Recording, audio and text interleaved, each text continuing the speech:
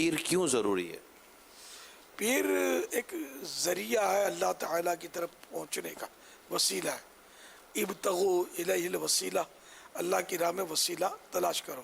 تو بعض علماء نے اس سے بھی پیر کا وہ نکالا ثبوت کے پیر پکڑے تاکہ وہ اللہ تعالیٰ کی طرف رہنمائی کرے، اور یہ سارے بزرگوں سے چلا ہی آ رہا ہے نا۔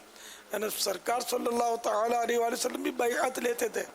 لفظ مرید اگرچہ اصطلاح ان دنوں نہ صحیح، لیکن حقیقت میں سب سے بڑے پیر جو ہیں شیخ، یہ سرکار صلی اللہ تعالیٰ علیہ وآلہ وسلم ہیں۔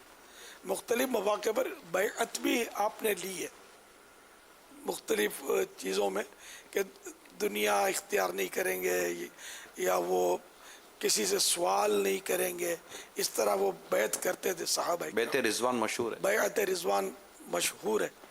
اور پھر سرکار صلی اللہ تعالیٰ علیہ وآلہ وسلم کے چاروں خلفاء راشدین، ان سے سلسلے چلے بیعت کے، جیسے کہ سلسلہ قادریہ کے جو سرکار صلی اللہ تعالیٰ علیہ وآلہ وسلم کے بعد سب سے بڑے پیشوا حضرت سلطان الاولیاء مولا علی مشکل کشا علی المرتضی شیر خدا کرم اللہ تعالی وجہہ الکریم ہیں، اور ان کے خلیفہ امام حسین رضی اللہ تعالیٰ عنہ، پھر ان کے امام زین العابدین، اس طرح آگے بڑھتے بڑھتے اسی سلسلے میں غوث پاک بھی آتے ہیں۔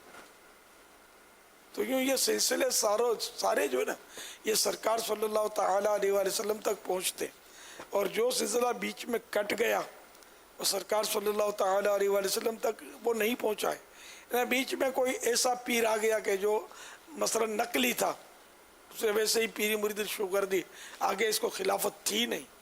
اب تو اس سے جو سلسلہ چلا نا، تو وہ سلسلہ صحیح نہیں ہے، مطلب کہ وہ کٹا ہوا ہے۔ یہ شرط ہے پیر کی، ایک شرائط میں سے کہ سرکار صلی اللہ تعالی علیہ وآلہ وسلم سے اس کا سلسلہ جا ملتا ہو۔ صلو علی الحبیب صلی اللہ تعالی علی محمد۔